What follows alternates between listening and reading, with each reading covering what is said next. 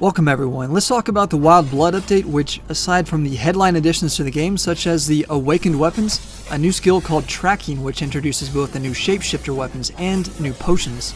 This patch also brings some noteworthy changes to existing gear, all of which could potentially shake up the existing meta.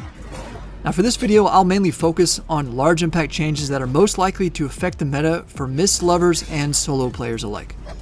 The first change we have to address, which will have a massive impact, is the Stalker Jacket nerf. Initially, SPI was going to increase its cooldown, though in the final iteration they are instead reducing its duration from 7.5 seconds to 5 seconds. This is crucial because the biggest counter to the Stalker Jacket is the Hunter Hood, which has seen 2 nerfs in back-to-back patches. This passively made the Stalker Jacket very strong, and recently everyone has been taking advantage of that. Bloodletter, double-bladed, great hammer, dual sword, battle axe, even this guy with this Daybreaker. Everyone uses Stalker Jacket now, but I think some of that will fade away with what I believe to be a very hefty nerf to the most used item in the game. Next, let's talk about food changes. This is a near guaranteed meta changer because cooldown food is getting nerfed, while lifesteal food gets buffed. Until now, Deadwater Eel was the optimal choice for most DPS builds, while mobility abusers such as Double Bladed and Great Hammer almost always took omelets.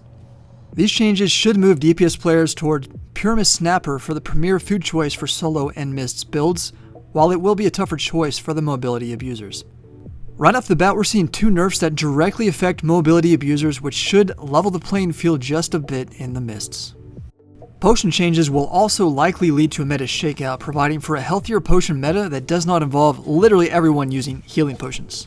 The most notable change here is to poison potions, which now slow enemies every tick while dealing much more damage.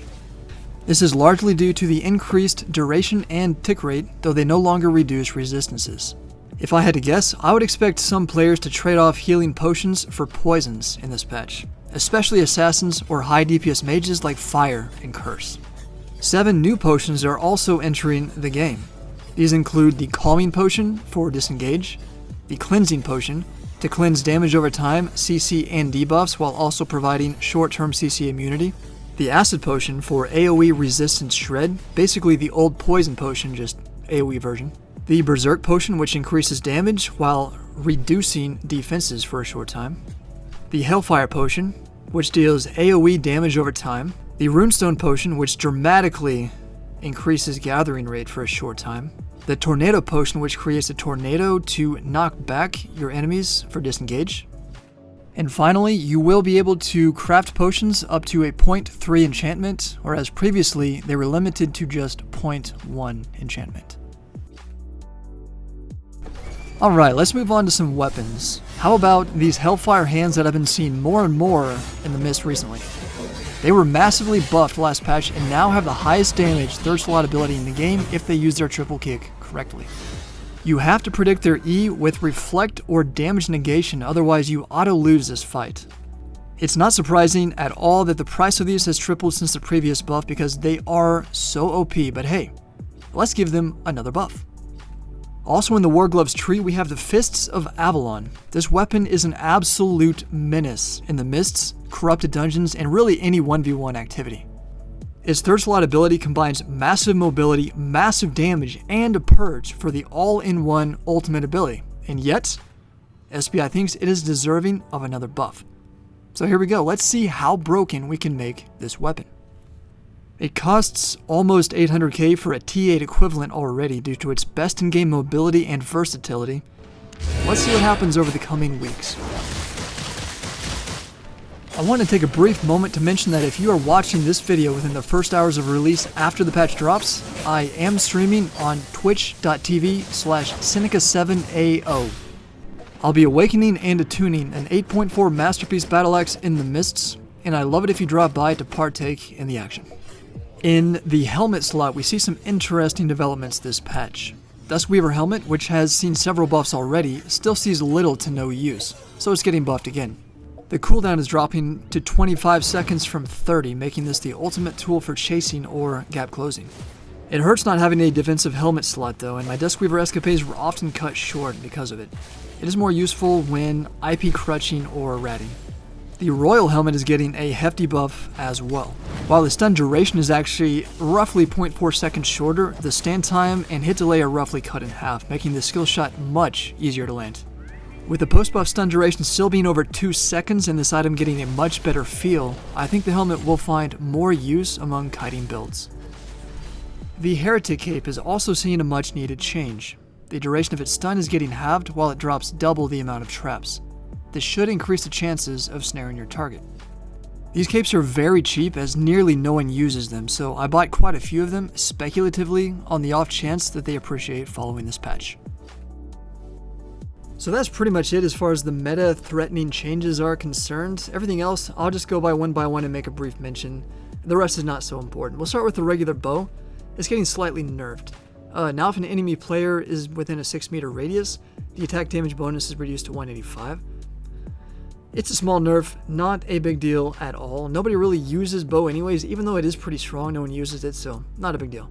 Mist Piercer, also nobody uses it, getting a very small buff. It is needed. We'll see what happens. Energy Shaper, no one uses it, getting a buff. And a very long cooldown, that's why nobody really uses it. It's used in ZVZs. With a 40-second cooldown, you're always off keel with the rest of your ZVZ group. So it's kind of just, it feels weird. It'll be better with a 35-second cooldown. We'll see if more people start to use it. I am curious what this Life Curse Staff change will do. It's very strong against my build. I use hard defensives that can be purged. The radius on the E is increasing, which makes them a little more dangerous, gives them a little more range on the E. We may end up seeing this a little more in the Mist. I don't really think so. It's just these days people like the weapons that have a very high impact E. And although Life Curse Staff, the Purge can be high impact, it's not very satisfying, like a one-hand Curse E, which is just a big pop, a lot of damage, you know. I don't think we'll see much of a change, but it is a little more threatening for my Battle Axe build. If you're running that, beware. Damnation Staff, getting a buff, nobody uses it, it needs it. Bridal Fury, ZVZ only weapon, is getting a decent buff, and I think more people will start using it. We'll see how that goes. Fire Staff, they're all extremely strong already. Getting a buff, I don't know why that's necessary, but it is what it is. Frost Staff, don't care. Nature Staff, okay, Rampant, nobody uses it, it's getting a buff, it needs a buff. The swords are actually interesting. We'll look at the Clarent Blade. The base damage is increasing, and that damage is being transferred to the third stack. Third stack damage actually is going up significantly by 25. So you're not going to be able to spam your base damage 0 stack E as effectively, but if you get to the 3 stacks and play the weapon the way it was meant to be played, it will pay off now. So that's a significant change if you are a Clarent Blade player. The Kingmaker, not many people use this. It's a strong weapon. High cooldowns though, that's a problem. I think in ZVZ it'll find a little bit more space to work its way into the meta after this buff. Guillotine Bearer, also a ZVZ weapon, getting a buff. Doesn't see much play. We'll see more, I'm sure, after the buff. We already talked about War Gloves, but not Spiked Gauntlets specifically. This is crazy. Like, look at this. Damage versus leather. Most people use leather, so I'll use that as the example. The damage is dropping from 240 to 200. They are straight up removing this item from the game, for solo players at least. Now, they're making this change because of AoE damage abuse in ZVZs. It's just a shame that, I mean, if you're a Spiked Gauntlet player in the Mist, there are not many of them. It's already pretty weak. But they're straight up removing that as a possibility because that's such a harsh nerf. Actually crazy. We already talked about the rest. For the armors, if you're not a gatherer, none of this really matters. We already talked about Stalker Jacket. The rest is for gatherers. Duskweaver Boots getting a relative nerf. Not a big deal. We already talked about everything else except for Resilience Penetration. Again, this matters to you 0, unless you're a ZVZ player, or in very specific instances in the Mists. If you join some sort of flustercuck, a whole bunch of rats going at it, and you join the fray, that's where Resilience Penetration actually will come into play in the Mists, but it doesn't happen very often. It only matters if you play a melee weapon, and the nerfs are fairly insignificant anyways, so I wouldn't worry about that. And that's pretty much it. Again, as a reminder, I'll be streaming all day. The day of the 16th when the patch goes live, I'll be in the mists with my 8.4 Masterpiece Battle Axe. Hopefully duking it out and having some good fights and some awesome content. That is the plan. The other content, I either have separate videos for it or, well, for tracking, I really have not delved into that world just yet. That'll come at a later date. If you made it this far in the video, thank you guys for supporting the channel. It means a lot. Feel free to return the favor by throwing a like, comment, something to that effect, and I'll see you guys next time. Stay tuned.